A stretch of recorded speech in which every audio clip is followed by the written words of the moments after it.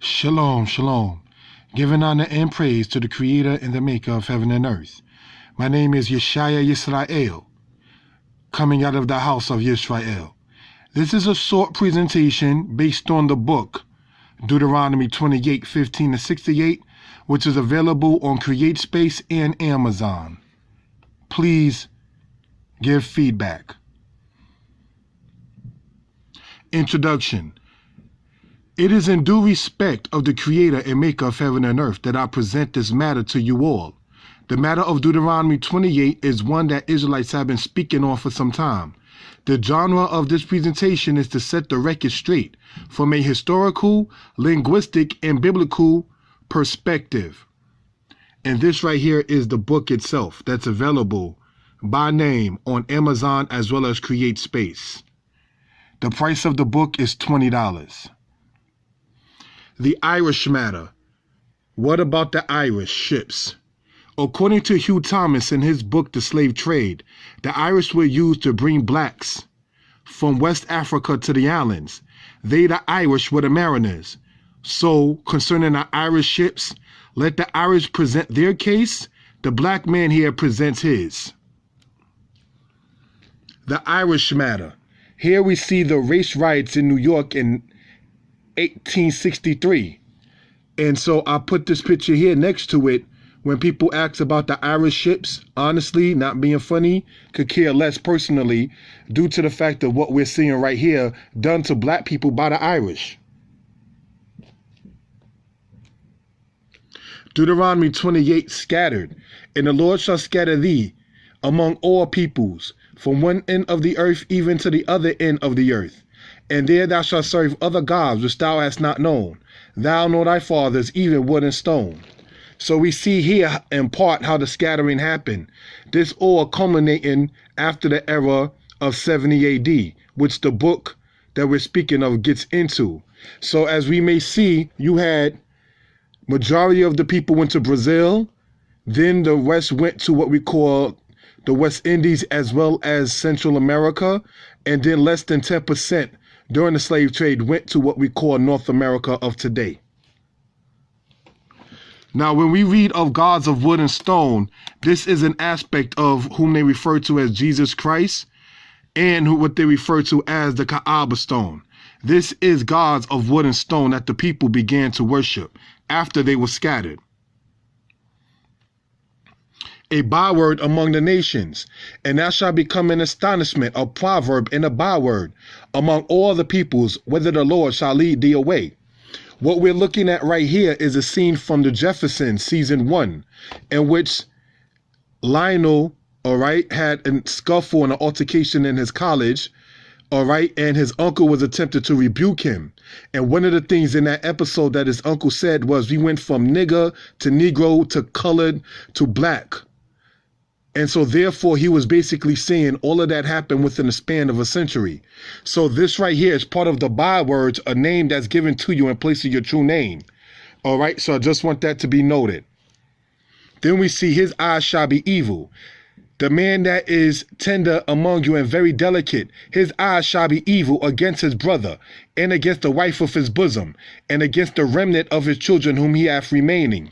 Here we see a scene from the movie Boys in the Hood, in which the guy used what is referred to as a shotgun to shoot another black man, another brother. His eyes shall be evil toward his brother. Then we see the same premise. His eyes shall be evil against his brother and against his wife, the wife of his bosom, and against the remnant of his children. This here is a scene, taken from the Fresh Prince of Bel-Air, in which the father basically was telling his son in the episode he didn't want to have nothing to do with him. Then it says, her eyes shall be evil, the tender and delicate women among you, who will not adventure to set the sole of her foot upon the ground for delicateness and tenderness. Her eyes shall be evil against the husband of her bosom, and against her son, and against her daughter. This right here is a scene, taken from divorce court, in which the woman was basically trying to disrespect her husband, who happened to be physically blind, by saying that he was too nice to her. All right, so just want that to be noted. And it's basically entitled The Most Ungrateful Women on Earth. Here we see her eyes shall be evil, the tender and delicate women among you, who would not adventure to set the sole of her foot upon the ground for delicateness and tenderness. Her eyes shall be evil against the husband of her bosom and against her son and against her daughter. Here we see a mother who actually received compliments and praises for actually beating up her son in the middle of the street for supposedly trying to deliver him and save him. Yet we have to sit back and ask, not trying to be funny, what happened, not trying to pinpoint this particular situation, but what happened to the fathers in the homes? Many of the children that are out there wilding out usually come from fatherless homes. So I just want this to be noted for edification purposes. All right? Deuteronomy 28 and Deuteronomy 30. And they, speaking of the curses, shall be upon thee for a sign and for a wonder, and upon thy seed forever. All right? Wahayu baka lo'ot, ul mopet, u bizar aka ad olam. Now when it says forever, it comes from this word right here, olam, which comes from the Hebrew root word he'elam, all right, which basically means an undistinguished length of time. So they translate that as to mean forever, because it comes from the Hebrew word as stated, he'elam, which means to vanish or to disappear. So it's basically something that's not seen or unknown.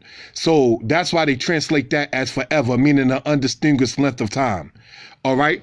Then it says here, and the Lord thy God will circumcise thy heart and the heart of thy seed to love the Lord thy God with all thy heart and with all thy soul, that thou mayest live.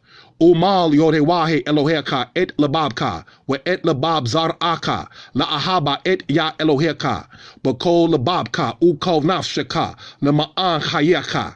Now I just want that to be noted and understood. I want to pinpoint this word right here, zaraka, your seed. All right? So there's no such thing as a spiritual Israelite. We are the seed line of the house of Israel. So there's no such thing as spiritual Israel. The same word that's used here. Bazar Aka, your seed. Seed here. And as we see, all right, the word seed here. So it's not a spiritual Israel. We see here the curses continued. Thy sons and thy daughters shall be given unto another people, and thine eyes shall look and fear with longing for them all the day, and there shall be naught in the power of your hand. Now, this right here is a scene from a book based upon slavery, in which the family was broken up and speaking about what happened in what we call present-day Brazil, okay? The curses continued. And thou, even of thyself, shalt discontinue from thy heritage that I gave thee, and I will cause thee to serve thine enemies in the land which thou knowest not. For ye have kindled a fire in my nostril which shall burn forever. So this right here, as stated, is showing the dispersion of the children of Israel or Israel after they scattered into Western and Central Africa. All right, so as we see, very few of the people was taken to what we call North America, then more to Spanish America, then more to what we call British Caribbean, then very few to Danish Caribbean, French Caribbean, Dutch Caribbean, and a great deal that went to what we call Brazil, which was done by the Dutch and the Portuguese in history. So I just want this to be noted and understood. All right. According to Moreh Yeshaya, in his book, Egypt Talk and Writing, we see this. In the 15th century, the slave trade went into effect. In the 16th century, we see Archduke Charles in Florida having slaves. In the 16th century, we see Lawrence Geminot having slaves in the West Indies by license. John Hawkins in the 16th century had slaves in what is called Venezuela. The Dutch had slaves in Brazil in the 17th century. Blacks were made slaves in what is now Maryland and Virginia in the 16th century.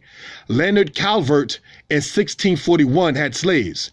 This killed the Anthony Johnson story because they tried to say a black man by the name of Anthony Johnson was supposedly the pioneer of American slavery in 1655. Yet we see here Leonard Calvert had black people as slaves in 1641.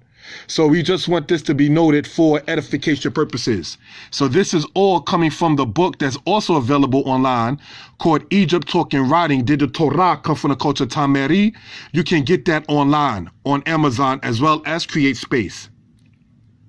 According to Mordecai Yeshaya in his book Deuteronomy 28, History Untold to the Masses, many Jews scattered abroad over this region. Some natives boasted themselves of Abraham's seed.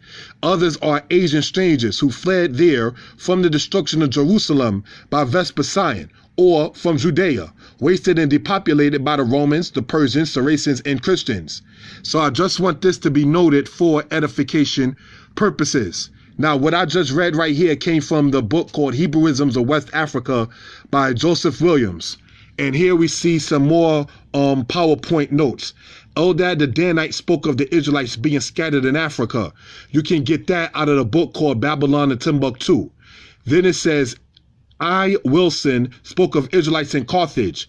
And he has a book that's on Amazon entitled The Bible is History. Handel's Periplus speaks of the Carthaginians going to Gambia. Edwards speaking of Gambians going to the West Indies. Now, Edwards, the book I'm citing, also available online, is called Stand the Storm. And Cowley, in his book Black Cargoes, spoke of West Indians going to Virginia. So we have the Israelites that were scattered in Africa, some of them going to Carthage, from Carthage to Gambia, which is in West Africa. Edwards spoke of Gambians going to the West Indies, and then from the West Indies going to what we call the place called Virginia. So I just want that to be noted. Drops Mike, Kashub the Danite, student of the late Chief Simeon Ben Yehuda. And this is a picture of my history teacher, may he rest in peace, Chief Simeon Ben Yehuda, from the old camp called Benah Zakim. All right, and here's another picture of the same teacher. And here we see Drops Mike, Kashub the Danite, student of Kohen Mikael from Hashaba.